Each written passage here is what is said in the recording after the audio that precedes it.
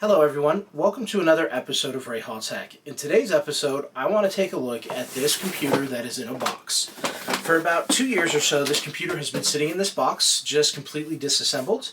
If there's anything missing, I will replace it, but I want to assemble it and figure out if anything is missing and then make sure it works. Once I'm sure it works, I'll go ahead and clean off the residue from the stickers because there's a lot of it on the entire thing. I think it got sticker bombed at some point. But the reason that this laptop got disassembled is that this USB port right here actually got broken out and the pins are just completely exposed. If you put anything in there, it looks like the note that was originally on this said the laptop would short out, or they were afraid that the laptop would short out. I'm not 100% sure. And with that, a lot of the stuff was missing from this particular laptop. I went and tracked down 8 gigabytes of RAM.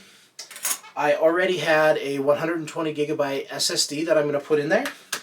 The Wi-Fi card had been stripped, so I have a Wi-Fi card here that I'm going to put in it. This one actually is HP branded, so it may be the same model that was in there originally. The place where I got this, they have 5 or 6 generations of HP Probooks. And they're all the Model 450, but they're like generation 1 through generation 5 or something like that. I'm not 100% sure. Finally, on eBay, I purchased the broken USB port since it's a daughter board. It was really cheap. And then in my last video, I looked at that laptop battery analyzer. I showed that this battery here, it'll charge and it'll hold the charge, but the cells themselves are really bad. So like I mentioned there, this laptop, once I put it together, right now I'm not sure how much it's going to cost me to fix it, but more than likely the target sell price would be $100, so I'll probably ask $75 with the understanding that the new owner has to buy a battery. So let's get into it and get this laptop reassembled.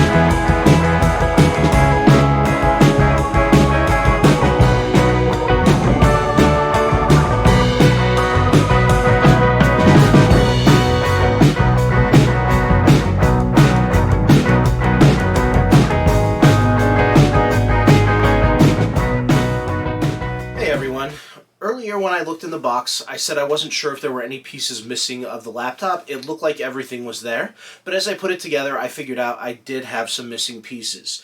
And the first thing, I bought DDR4 RAM, knowing that the RAM was missing originally, and this machine takes DDR3. So during the montage, you would have seen me put in 1 stick of 4 gigs. I tracked down another stick of 4 gigs, got that purchased to bring the machine up to 8 gigs. I wouldn't really use Windows 10 today without 8 gigs of RAM. I just don't think 4 gigs is enough for it, especially with certain web browsers and the way they consume memory. The next thing that was missing, which should have been more obvious, was the keyboard. So I purchased 2 keyboards, and both of these are HP 450 G2s. I figure this will guarantee that I have a working keyboard and I don't have to track down anything else. One of those keyboards was slightly bent, so I don't know if it got damaged in shipping or not. I'm not going to use that keyboard. I'm going to put on the one that was not damaged at all, and they may both work, but I'll use that other G2 keyboard at some other point in the future. And finally, the screws that connect the hard drive bracket to the hard drive, they were missing, so I tracked down new screws. The screws that I used from my screw box, the heads are a little bit too wide, and so the hard drive cage is sitting a little bit wonky and I can't quite screw it in properly. So I'm going to replace those screws as well. Now that I'm sure there's no parts missing from this laptop, I'm going to go ahead and finish putting it together on camera, get it tested, and if it is working properly, I'll go ahead and disassemble it, finish cleaning it, and repaste the CPU, all of that kind of stuff, and then get it ready for permanent use. So let's get right into that.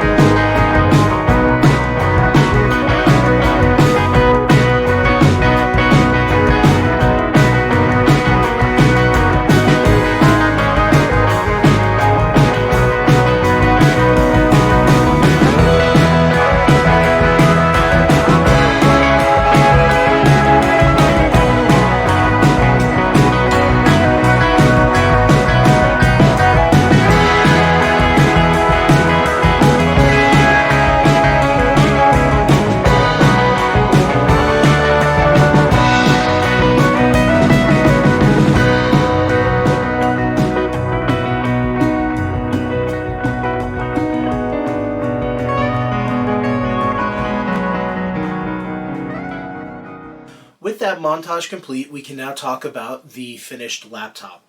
Again, this laptop, I found it in a box. I know it was sitting there for 2 or 3 years, and the note that was on it said that it had a broken USB port, and it appears that that was the only original issue. After looking at the laptop, it had a bunch of sticker bombs on it that broken USB port, and it was missing quite a few things. On the initial examination, I noticed the RAM and the hard drive was missing, and as I put it back together, I figured out the keyboard was missing, the power cord was missing, and some of the screws were missing. So I did replace all of those over the course of a couple of days, as I mentioned in the jump, and now this laptop is fully functional.